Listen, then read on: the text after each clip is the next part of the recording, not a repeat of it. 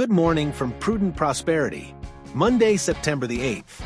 Here are 5 things you need to know today.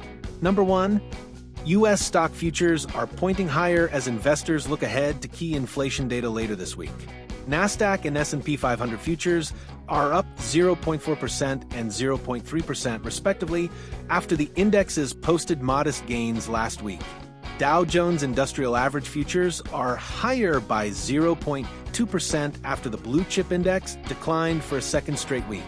The yield on the 10-year Treasury note is inching higher. Bitcoin is up, trading near $112,000. Oil futures are 2% higher. Gold futures are little changed. Number 2, shares of trading app Robinhood Markets and mobile app monetization company AppLovin are up 8% and 9%, respectively. In pre-market trading on news, the two companies will be added to the S&P 500 as part of the index's quarterly rebalancing. The firms will join the benchmark index on September 22nd, replacing Caesars Entertainment and Market Access Holdings, respectively.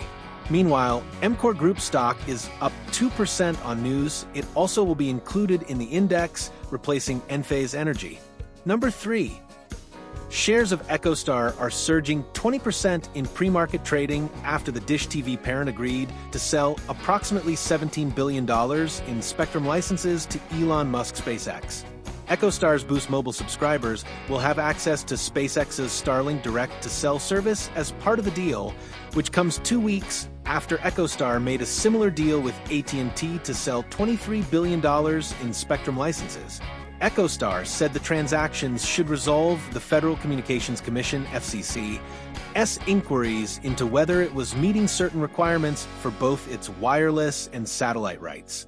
Number 4, Treasury Secretary Scott Bessent said that the U.S. could have to refund the tariffs it has collected if the U.S. Supreme Court upholds a lower court ruling that President Donald Trump exceeded his legal authority in setting the import taxes. Bessent said on NBC's Meet the Press Sunday that if the ruling was delayed until June 2026, the U.S. could be in a position to refund between $750 billion and $1 trillion in tariffs, noting that it would be terrible for the Treasury. The Trump administration last week asked the Supreme Court to expedite a ruling in the case.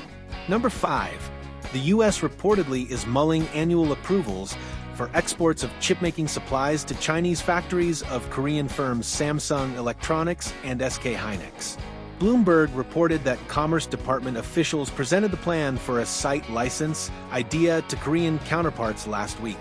The validated end-user designations are set to expire at the end of 2025, the report said. Taiwan semiconductor manufacturing company TSMC said last week that the U.S. pulled its authorization to ship essential chipmaking tools to a key site in China, disrupting its manufacturing base there. And that's it for today. If any of today's insights sparked a question or made you think about your own financial journey, don't hesitate to reach out to us. Let's take your next step together, strategically and confidently.